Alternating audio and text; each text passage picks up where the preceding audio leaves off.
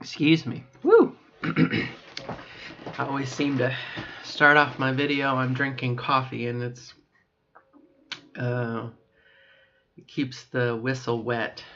And back when I was more interested in trying to feminize my voice, I would always have a hot beverage, tea, or something to help loosen. And this is a voice I was born with. So, this was the voice I was born with. I think I don't know. Anyway, bow wow. I'm trying not to have a script here, but definitely some things are going on that I wanted to talk about. This is my day 97. We've passed over the 3-month mark, so 1 year and 3 months. A couple things going on. As this is a transition blog, let's talk about my transition first. Things are going really, really well. However, I did note that they increased my estrogen dosage last week.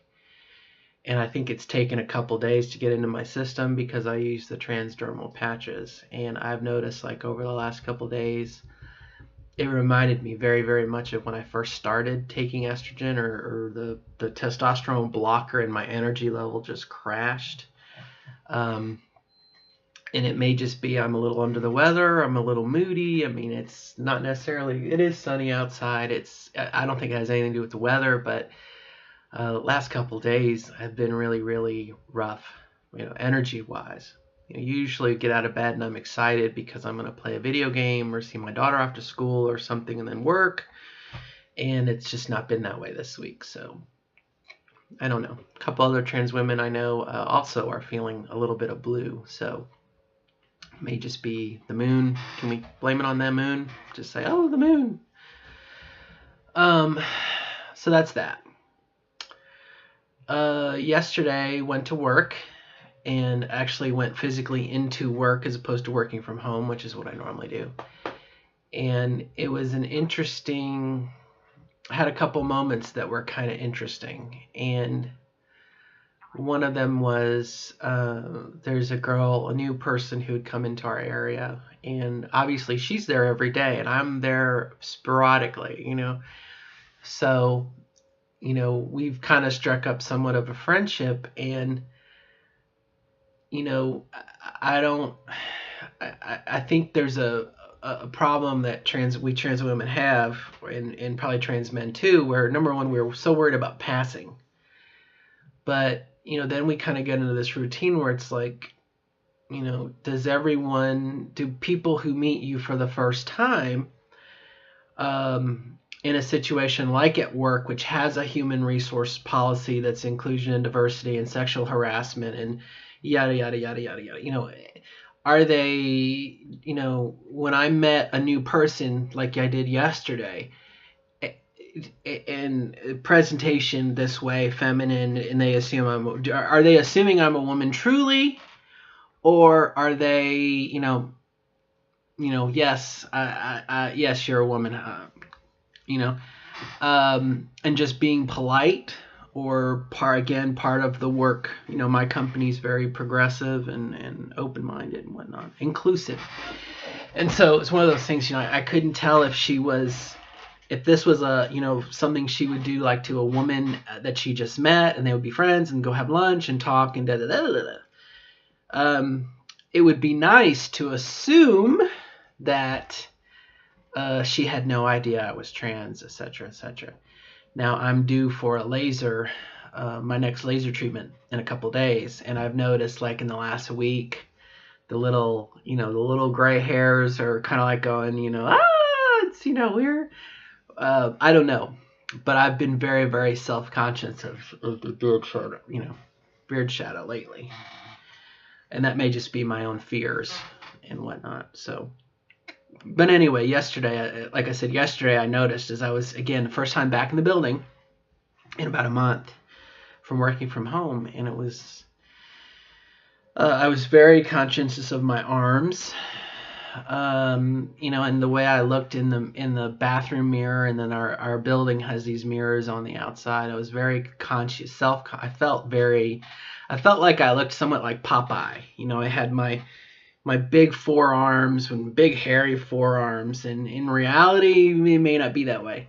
But last night when I got home and after I took care of my daughter and we did her homework and everything, I went to the shower, and if I could have epilated or some kind of nair or something, I shaved my arms, I shaved my legs up to the bikini line. I mean, I was like, I felt like I de-aped. I just shaved and shaved and shaved, and I feel a lot better today. And again, maybe it's mental, maybe it's psychosomatic. I don't know. But I'm definitely feeling better today. And yesterday, like I said, I was very self-conscious. And again, I don't know. But again, marking my transition where I am at this point. 97th day of the second year. 1 year, 3 months, and a couple days. So that was kind of interesting. And then the other thing, when I walked in yesterday, my supervisor, who hasn't seen me for a while, said to me, oh my gosh, you're losing weight. And of course that's what every person, it's what every girl wants to hear, but it's what every person wants to hear. Oh, really? Oh, and it was just very, very nice. I have gained actually some pounds, and I can't seem to get rid of it. So that's a kind of a boo-hoo bummer. I am definitely going to have to, I don't know what I'm doing wrong. In my defense, I wore a hole in my sneakers last week, and I ordered a pair of replacement sneakers, and it took a couple of days to get here. And I wore an old pair of shoes originally to go walking, and I messed up my feet. I got really bad blisters and everything. So for a couple of days, I was out of action anyway. But excuse me. It's one of those things I want to blame it at that. Again, not much exercise. I didn't overeat. I didn't eat anything bad. It's just my body is naturally a certain weight, and I'm trying to lose weight to get to surgery, and so I'm fighting the genetics there.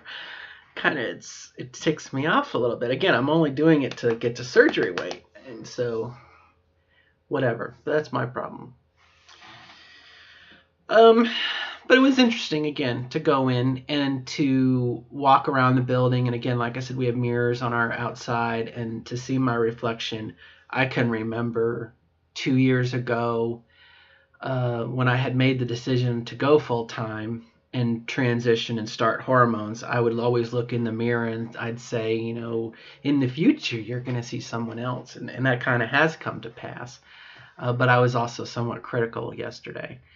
I had curled my hair, and I think I did some damage with the curling iron, and I didn't like it. I smelled burnt hair all day. I mean, I was like, I just need to get home and take a shower and, condition my hair and everything. So anyway, but all that aside, and again, that's all kind of my transition where I'm at. That's where I am. And that's kind of the first part of the video. The second part is not as much about transitioning. Over the weekend, there was a protest rally, not in my state, in Virginia, where they were taking down a Confederate soldier statue, and apparently some groups of people didn't like it. And they met with some other groups of people who didn't like them, and you have neo-Nazis and white supremacists against neo-Nazis and white supremacists, and there was some loss of life, obviously conflict, and like I said, one of the neo-Nazis, white supremacists, ran their car into the other crowd and killed somebody, and afterward, our current president really did not condemn it. he didn't want to alienate his base, which was white supremacists and whatnot. And it really kind of, I'm not going to say it opened my eyes, but it frustrated me to see, any president I can think of going back whenever there's been tragedy or something. The president is kind of the calm voice. He's a pillar. The president is kind of the our hearts go out to the victims of the Oklahoma City bombing, or Clinton had Waco, Texas. George Bush had 9/11. Tragedy happens, and in this case, the president didn't even acknowledge it, as a problem. And when asked about, the victim, and was he going to go visit the victim's family, was he going to go to the town, that I'm here to begin the healing process in the event of a tragic event, much like a hurricane. The president goes, and we're here to support. We will begin the healing process and cohesion, and et cetera, et cetera. And instead, our president, like I said, when he was asked about the victim and whatnot, he just started bragging about his vineyard that he owned in the city, and what a great vineyard it was, and how great the wine was. And again, he was building his own ego, and that made me extremely angry at him, and somewhat at the current administration. To be that way for himself, but then also you have the hate groups and everything. And I did a lot of research kind of yesterday. I looked at a lot of different sources and tried to get different viewpoints, different media outlets, different newspapers, first-person accounts, and everything.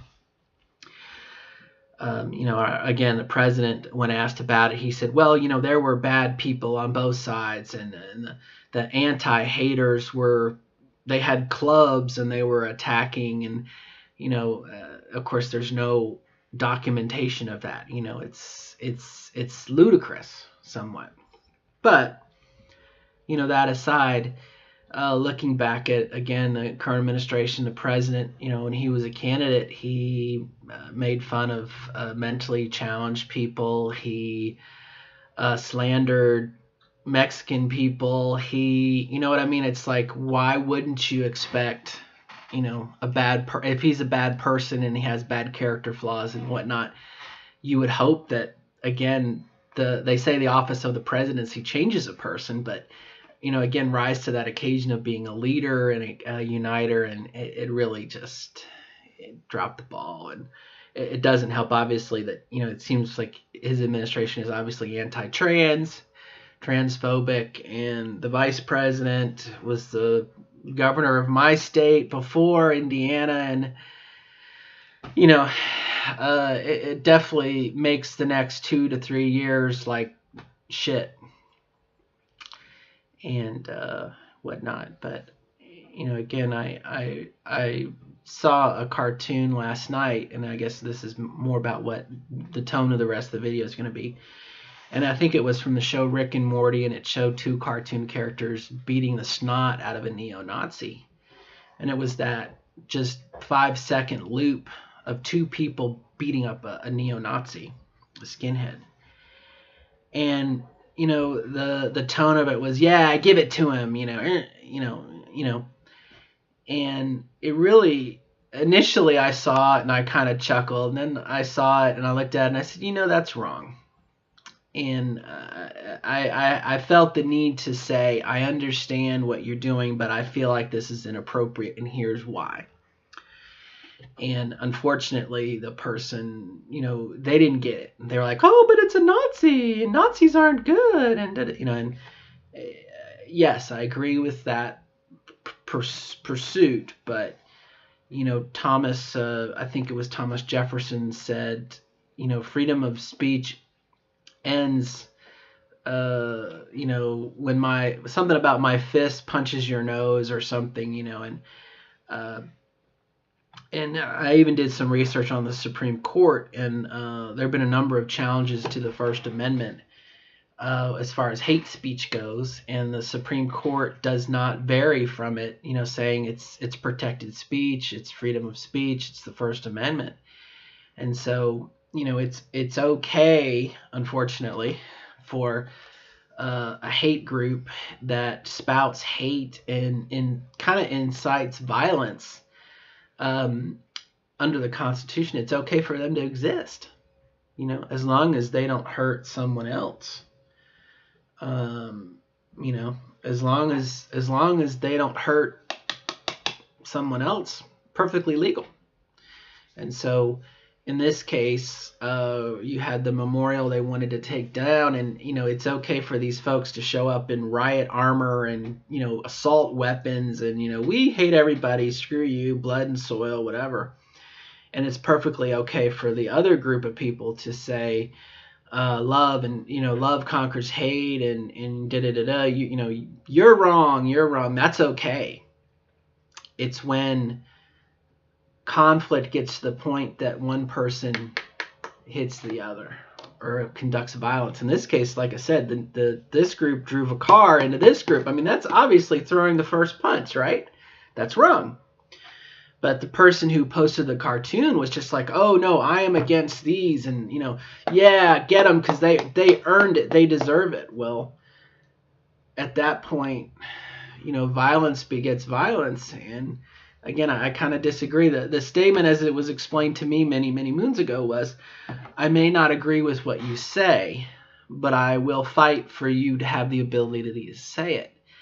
And that's kind of a hard concept to grasp, especially, there's a picture from the weekend of an African American police officer, a black police officer, protecting the white supremacist behind him from being attacked.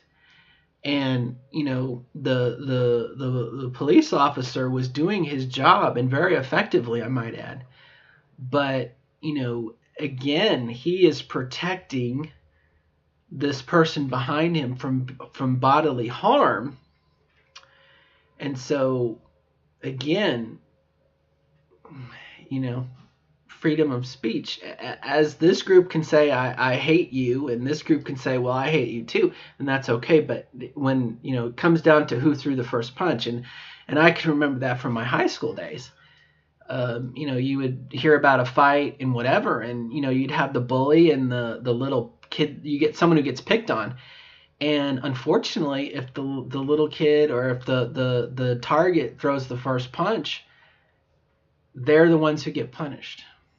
And again, that's it's frustrating, but again, in spite of all the anger and how as trans folk, I feel we get, we're low lying fruit for someone to pick on and whatnot. But again, they have just as much right as we do to exist. Once you do something wrong, you commit a crime, you hit someone, it's assault and battery and everything. Well, that's a different story. But again, it's one of those things. And one of my coworkers had a talk, his view on things, and again, it's someone else's opinion, and hopefully folks can come together and talk. But I just wanted to write about that. Hate is such a strong emotion. Love is a lot harder. And I guess that might segue away from this event to another thing, which will bring it back to this being my transition channel. And I have a number of friends who were married before they transitioned, and as part of transitioning, had to divorce and whatnot. And I would say, on that note, to be very aware of keeping one's divorce reasons separate from transitioning. In other words,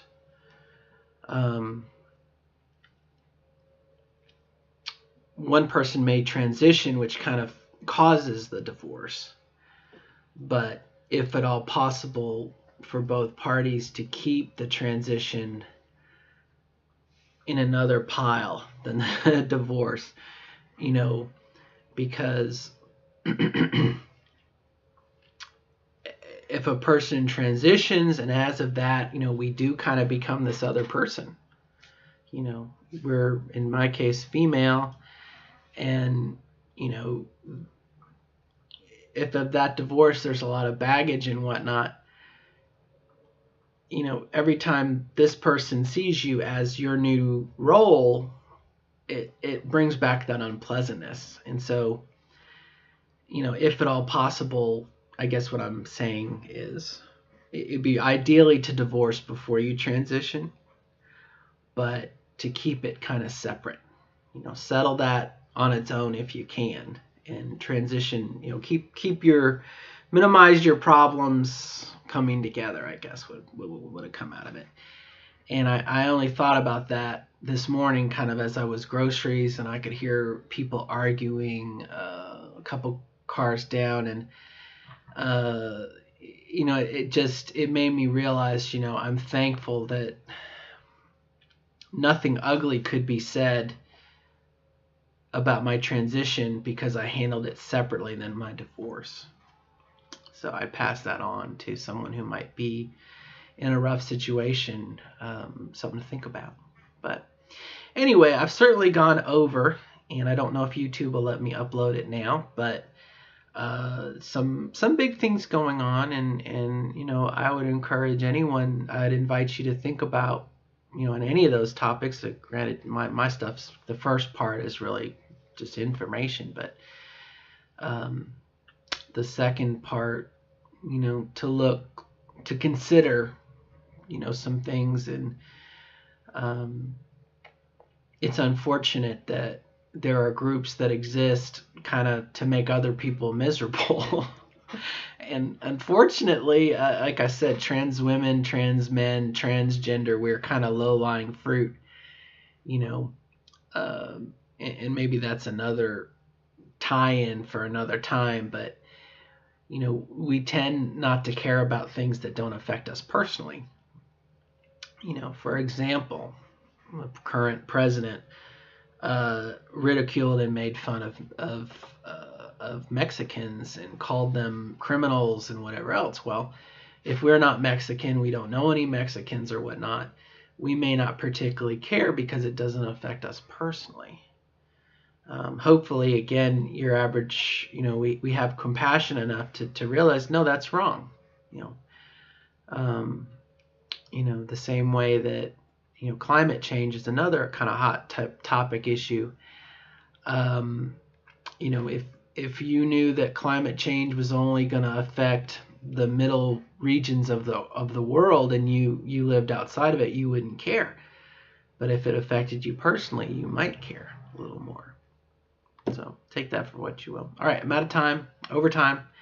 Good luck to everyone, and we'll talk to you next time. Goodbye, and good luck.